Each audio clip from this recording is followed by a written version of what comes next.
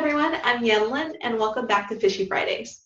On this segment, we're going to explore further into what we talked about with Sam on tide pools.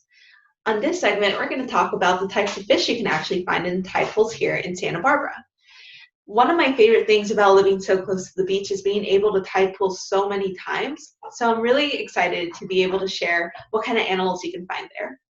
We are going to explore the types of fish that you would find in these tide pools. Shorebirds are really good at spotting and finding fish in these little pools. Some of the shorebirds you are likely to see while tide pooling can include snowy and great egrets.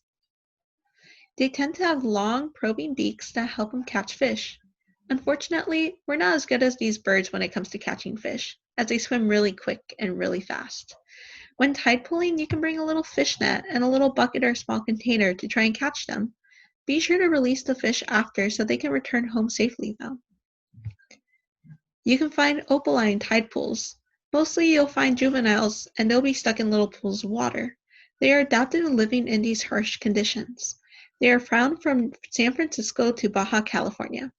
We have some of these at the reef if you want to check them out. You'll mostly find woolly skullpins tide pooling. They live around the coast of California to Baja California. You can totally tell these are woolly sculpins by their big eyes, big mouth, spotty brown and black coloring, and big pectoral fins. They tend to hide under rocks. And like the sculpin, you can find rockpool bunnies. These guys also live along the coast of California. They are really similar looking to woolly sculpins, but they have modified fins coming out of their eyes that look like little eyebrows, and they tend to be more brown and have a smaller mouth. They also live under rocks. You can also find juvenile cabezon fish. They can be found from Alaska to Baja California. In Spanish, cabezon refers to big head, and it's a perfect name as these little fish have quite the big head. They are typically red or brown with stripes, and they tend to hide under and between rocks. And they're really, really fast. You can also find plainfin midshipman fish. They are also found from Alaska to Baja California, and these fish are a type of toadfish, which explains why they look a little funky, but they are really special as they can bioluminescence, which means they can glow, and they glow from special organs that are found on their skin. These guys tend to be under rocks as well. And finally, we have our awesome northern clingfish. These guys can be found from Alaska to Baja California as well. We have one at the reef, but they're really hard to find, and most people miss it when they come.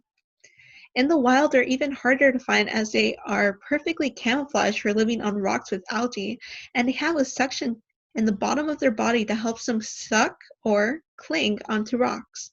They're super cool fish, but they're very hard to find. Today, we explored a few of the common fish that you can find tide pooling in your local beaches. However, there are so many more fish out there. The beauty of going tide pooling is that you never know what you're going to find. Hopefully, you can identify some fish and you can share them with your friends and family. Thank you for joining us this week on Fishy Fridays, and join us next week to learn more about sharks with Sam. Bye!